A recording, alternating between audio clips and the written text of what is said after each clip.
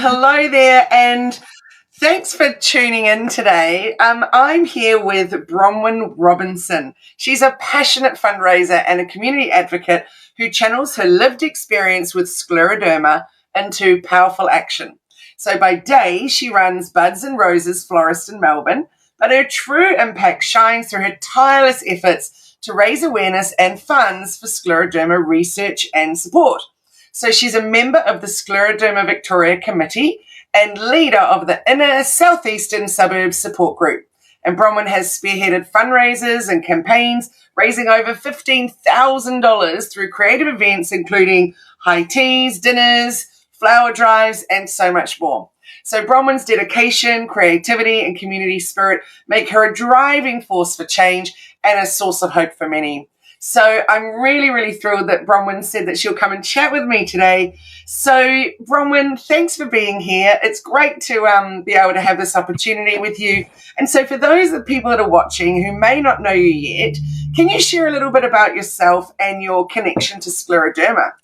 Hi, Kylie. Yes, I got diagnosed with scleroderma in 2022. And it was a bit of once I found out what it was, I realised that I'd had it about 8 years beforehand. And it was just a build up as we go. A lot of us actually get diagnosed different ways, and mine was through my specialty dentist.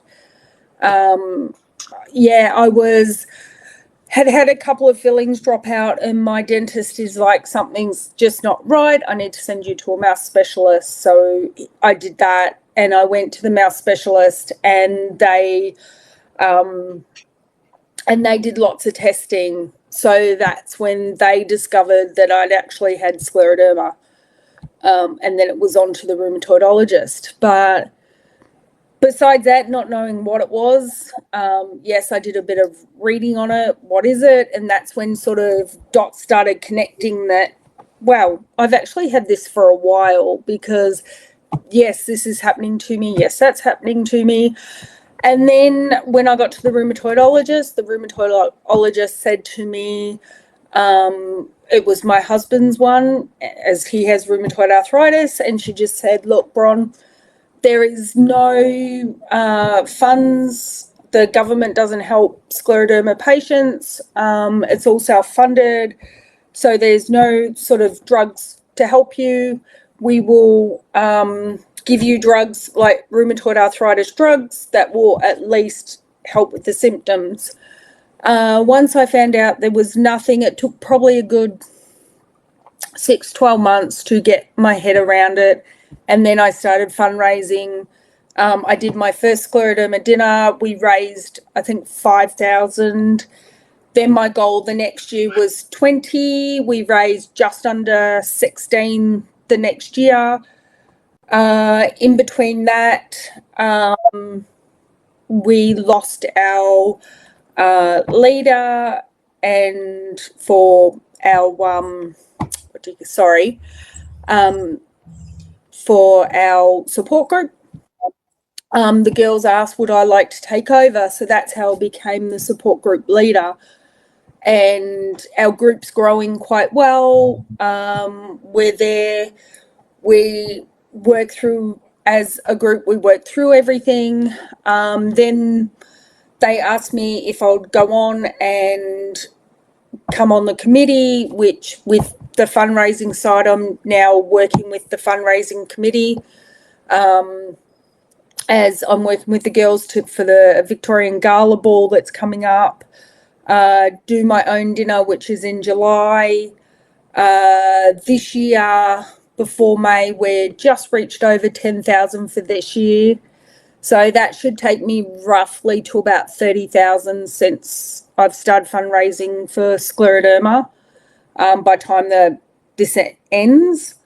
And yeah, so it sort of came from there. And we're just going, I go off to the clinics every 6 months to go through what's happening, and that's where the fundraising all goes. And it makes it worthwhile when you go to the clinic to find out where your money is going and how it's helping everyone there. That's just extraordinary results, and what a massive difference you're making in so many people's lives.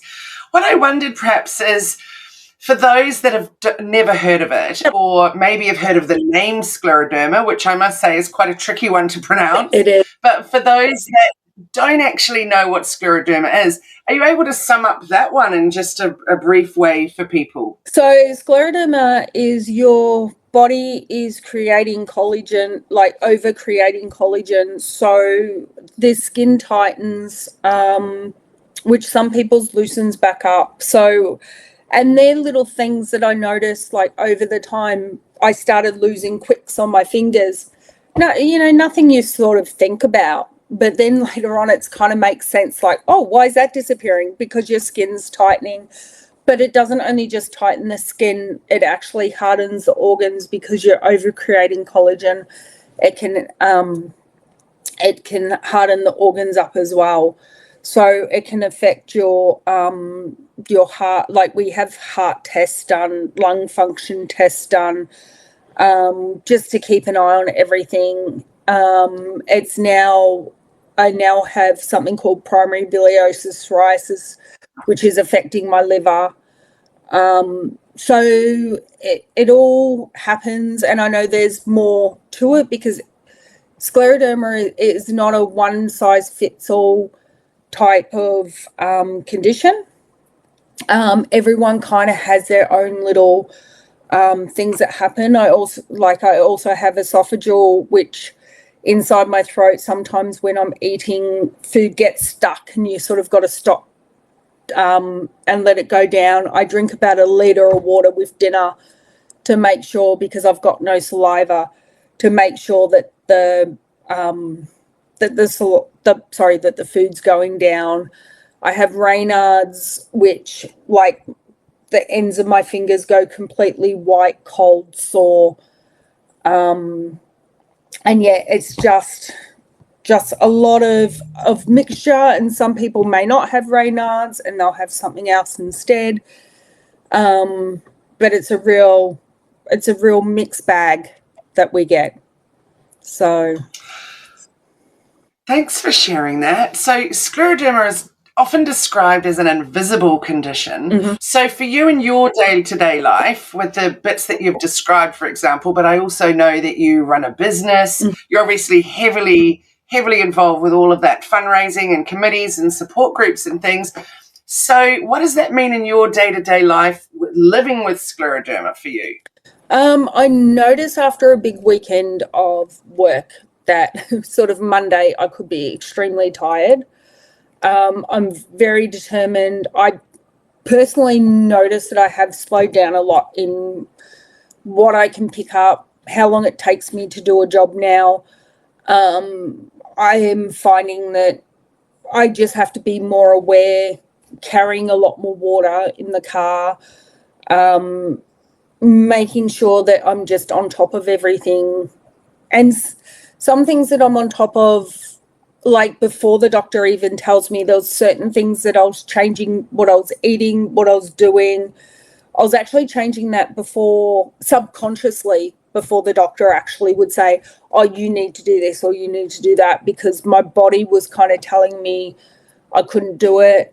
One of my most recent things, I actually get like a pain in my arm where it's this, like, holding it. So you got to stop working because like you've got to hold it. There's the new recent one is my arm's cramping at the moment and I can't actually bend the arm. So it's just like doing something else why that releases. And this is changing up the way you start doing things. Yeah.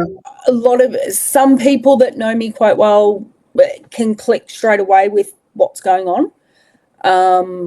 But other people, they probably just wouldn't know, like, what's actually happening at that time. Goodness me. So for you then, the support group, I'm sure, is a really powerful way of connecting with people for you. Obviously, you've been involved for a while, and heavily involved, and even with leading it, etc. So, what do you feel that being part of a support group means to you personally? And for those that are not part of one, or maybe not even know that the support groups exist, what would you say to them about how powerful that is for you? Oh, I find it great because there's little things, again, that's even some of the doctors don't understand, or we meet up once a month, so you might not be quite up to your clinic visit, and there's little things that you're questioning, but you don't want to put on that Facebook group because you don't know what people are going to say. So you meet in your support group and you go, hey, I've been having this, say, this little pain, or this has been happening. And somebody else will say, yes, I've had that. I do this, I made whatever it is, I rub Vicks on it, whatever. And you go, I'll give that a go. So everyone understands, everyone's there, that, again, like you say, it's an invisible thing. Even we have the same waitress pretty much service every month, and we gave her a little goodie bag at Christmas with actually scleroderma stuff in it, and I said, this is, and she's like, oh, is that what all you girls do? And I'm like, yeah, but let's let her know, so they can't see it. But it's just great, just to ask those questions of somebody. Like, out of the 6 sitting at the table, I think there's 12 of us in the group, but if you're having a bad day, you don't come along, we normally end up with 4 to 6 people each month. Out of that, there's usually somebody that, if you're going through something or something new is happening, there's somebody to ask and somebody to give advice on, have you tried this? This has worked for me, just give it a go. And you're not as scared to ask the question, where if I asked, a girlfriend here, they're not going to know, they can't help, because they haven't got it. So it's just makes it easier, and it's comforting to know that you can ask. So we've, in our support group, we've got a young girl about 22, and we probably go up to, I think, 84. So we're a big mixed bag. And everyone just, we sort of have that big quick catch up, and then it's just, nothing is not horrible. Nothing is depressing, because everyone's upbeat that's there, because we're there, and we're just there to help each other along the way with the journey. Wonderful. So wonderful. So thank you. And look, you've organised some incredible fundraisers, over your time on this journey. And so I'd really be keen to know, for someone that might be thinking, I'd really love to help, but I'm not sure that I could fundraise, or where would I even begin? What would you say to them? Get in contact. We do have our fundraising, I have a fundraising email, so they can either jump on board with somebody else that's already doing something. Like down at Paynesville, we have a group at the moment, and they've been selling sunflowers because somebody was growing the sunflowers, so they did a big sunflower sale, and then they've actually got the marquee, and they've done 2 markets to go out there and market scleroderma, raise some funds, but also awareness. There's usually somebody having something going on that you can join in on. If you feel you can't do it yourself, you can join in, or even just go along. If you can't join in, you might be able to just go along with, I have a dinner, and they might go, I can't join in, go along and see what it's like. And then the next year you might go, I can do that. Or it's even sharing the information. If you can't afford to go, or you can't get in on it, when on the Facebook groups and that, share with other people. because your friend might want to go along to the dinner, or your friend might want to buy the flowers that somebody's putting together, some flowers. Your friend might want to buy it. But one thing, if you can't physically do it yourself, those little things go a long way. Those little things of just sharing on Facebook information, or sharing the fundraising activities that are going on, sharing the links. We had a young guy do a 100K marathon for us, and he ran that, and you're like, well, if you can't, even if you can't afford to donate yourself, but you share it on, because every fund, every dollar goes towards our nurses, which are so important, research, which we need. So that's the littlest thing that you can do that's not going to cost you anything, doesn't hurt, and it's not like, there's usually a story behind the post. So that's one, awareness. Yes. And that's awareness when they read the post. And then that's also possible a donation, and it could be a $2 donation, but every little bit counts. My mum goes... I'm so glad. Sorry, carry on. I was going to say, like, my mum... No, you carry on. My mum goes away every year with a group of her friends, and she usually takes sunflower stuff with her, and they came back with $170 from, selling sunflower pictures and sunflower stuff that they'd made, and they all share and donate, and she normally comes home with some sort of donation for the Michaels. Oh, beautiful. I really love that you shared about that, about the all of that, but particularly around the just sharing a social media post. Yes. Because it really can be the smallest thing that takes the least amount of time. But yeah, so for everybody following along, make sure that you're following the Scleroderma Australia page, Scleroderma Victoria, Scleroderma Queensland. All of the states have these fabulous resources of these amazing Facebook pages. Yeah. And we'll share in the comments of this live, so that you can go straight to the website. You'll be able to download the Google Drive folder, which is where there's all kinds of social media posts and things. So you could post your own things, but you can also share things that have been posted already. So I really love that you've brought that up. Yeah. Thanks for that. And so, because it doesn't take much. Everyone's on their phone, everyone's on their Facebook, and it doesn't take much to hit that share.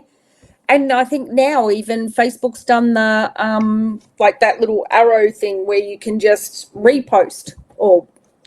Yes, absolutely. Yeah. Of course, I forgot to mention too about Instagram and LinkedIn and stuff too. So definitely make sure everybody's on those. So I really think it's such a great time to talk about what's super, super special about this month.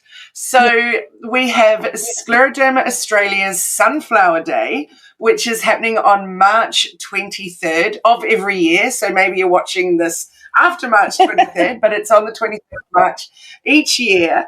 And it's helping all kinds of things, but in particular, raising awareness for this, little known condition. But also what's so vital is that we're raising funds for specialist scleroderma nurses who support people living with scleroderma. So I'd love to know, Bronwyn, in your view, why are specialist scleroderma nurses so important for people living with scleroderma? Because it's such a rare condition.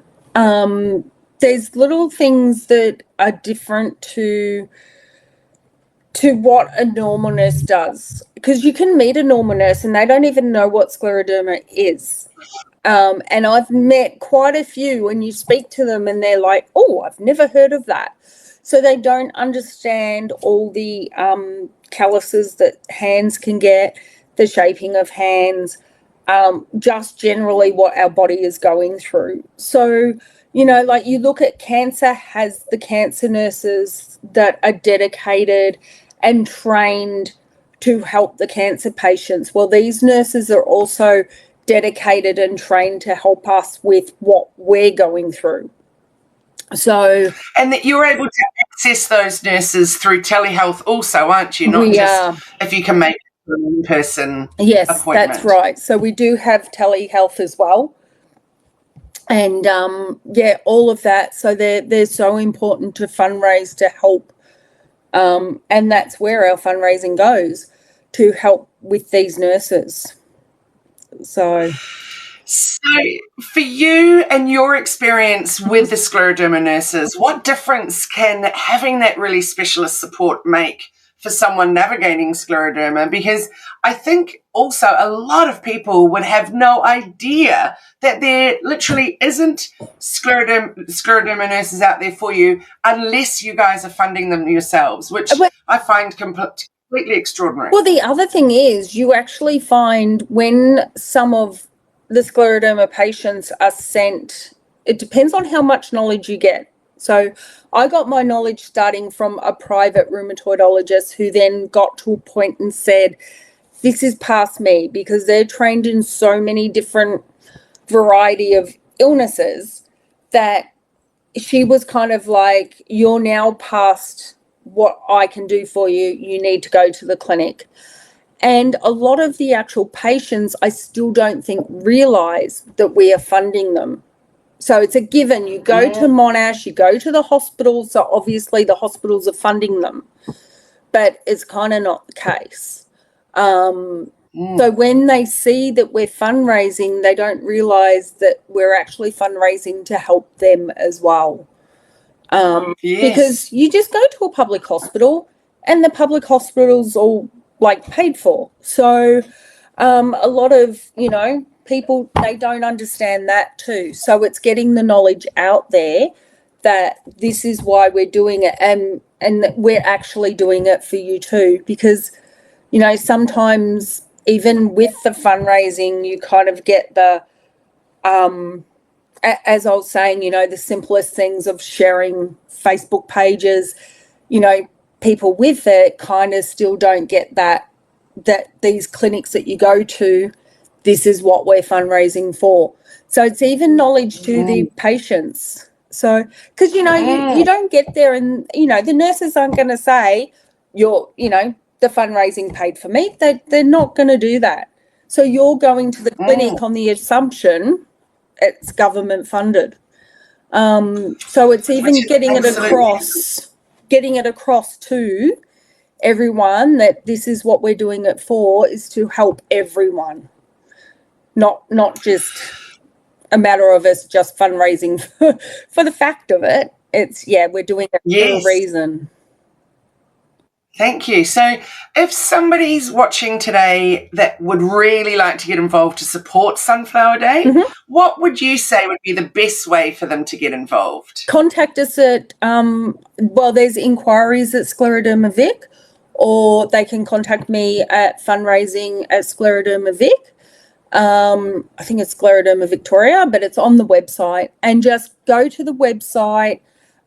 They can message the Facebook page as well, and contact one of us, and we can help them and guide them to the right place to be able to support them in doing some fundraising.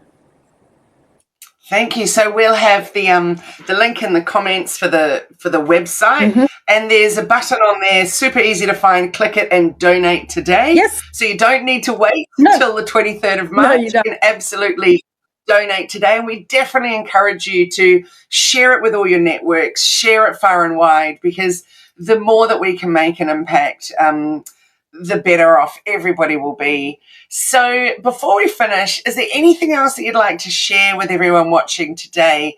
And maybe it's about what you wish more people understood about living with scleroderma, or anything else. I think probably the most is, if you're not in a support group, I think it's very vital to get in there and join one. There's multiple around. We have as many as we can who is willing to run them. So like I have Southeastern, I have a girl come from Epping Way across. If you've got the time to go, it is a good way to get help and people that understand what you're going through. It is you know, and you just to find that, because even your immediate family sometimes, because you, as much as they know that you've got it, sometimes they forget that you actually have it, and you are getting tired or you are getting sore, and just to give them, and they just think, oh no, you're right, you're a mum. Mums can do everything. So just that little bit of grace, where when you go off to support group, they all fully understand what you're going through, and you're, you know, you can talk and you can tell them if you're having a bad day, and they fully understand. You might not look it, but they understand. So I think support groups are not a must, but they're just a really big help. And the fundraising side of it, you know, jump on board, come along, find out what's going on, join in. You actually might have some fun doing it, but just be aware of what's going on, and be kind. That's a beautiful last two words there. Be kind. I think with what you've said, it really is a really important reminder that it is an invisible condition. So like you were saying, your friends know, your family knows, but it's not something that they can see, something, you know, and yeah, so that's a really tricky aspect. But I wanted to also mention that there's other ways you can get involved. For example, wear yellow on the 23rd of March. Take some selfies of yourself wearing yellow. Get the sunflowers out. But also, we are lighting up around Australia. So for a long time now, Scleroderma committees have been getting in touch with council buildings and businesses and bridges and just all kinds of things to light up with a beautiful golden yellow glow on the 23rd of March. So on the website, you'll be able to see those places that have already said that they're lighting up. So wearing yellow and going out and taking a selfie at dusk, and then putting that on social media, tagging Scleroderma Australia. Yeah, that's a wonderful thing to do. And of course, share it everywhere. Yes. So many things that you can do other than just donating. And obviously the donating is super important, but if you can't do that, then there's so many ways to help. I have a father-in-law that comes from just outside Rockhampton, and he was here last week, and I said to him, the Singing Ship, which is a tiny little town called Emu Park outside Rockhampton, I said, that's lighting up. And he's like, our little town? And I'm like, your little town. Oh, wonderful. So, there's quite a few on the list that are lighting up, which will be quite good. Yeah. So fun. Well, Bronwyn, thank you so much for sharing your experience and for the incredible work that you're doing to raise awareness and supporting the Scleroderma community throughout Australia and particularly Victoria. So if you're watching and you want to be part of Sunflower Day, there are so many ways to get involved. So together we can raise awareness and help fund specialist scleroderma nurses. So thanks so much for being with us today. And Bronwyn, I really appreciate your time and openness and generosity in sharing your journey. Thank you, Kylie. Thanks so much. Bye-bye. Bye.